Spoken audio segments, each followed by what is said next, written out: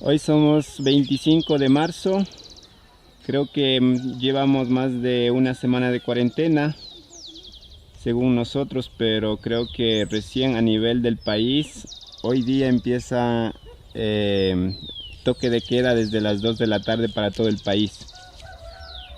Aquí en las comunidades vemos que la gente está preocupada y ha empezado a usar la medicina tradicional. En este momento están humeando sus casas, sus alrededores.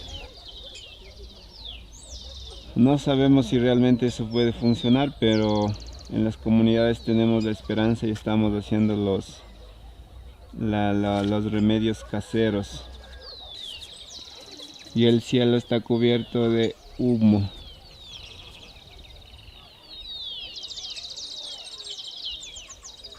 Parece neblina, pero también es una mezcla producto de la quema de malezas para generar humo.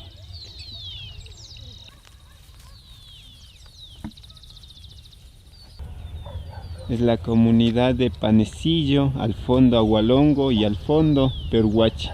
Aquí en la comunidad también, en esta casita, están empezando a humear la casa. Miren, ahí podemos ver al fondo cómo empieza el humo. De igual manera acá, miren, voy a recorrer acá arriba donde está la casa azul, empieza a salir el humo. ¿En serio? Y creo que mi hermana también se va a hacer humo ahorita. En nuestra comunidad y es porque están humeando, es porque para que la casa no esté con COVID-19 deben hacer todas las casas. Y al fondo tenemos a la mamá yendo a coger las malezas para humear. Se va a coger las plantas que son necesarias como el eucalipto, la chilca, la verbena, la ruda,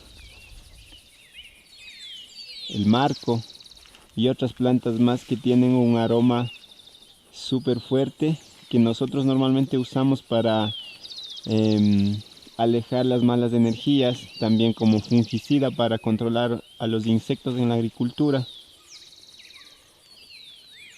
Podemos ver que empieza el humito a fondo. Mi hermana está empezando a generar el humo también. Ya, mire, aquí está mi hermana. ¿Y más patas en hongue? Ama aunque chamote pues te pones ahí, jambidra con asnatis pacarriachun, ama kay guairapi, chamos kapuri hochu, de no cas paca guaira con apipas puri no hopi chamos canga, chay con guañocho.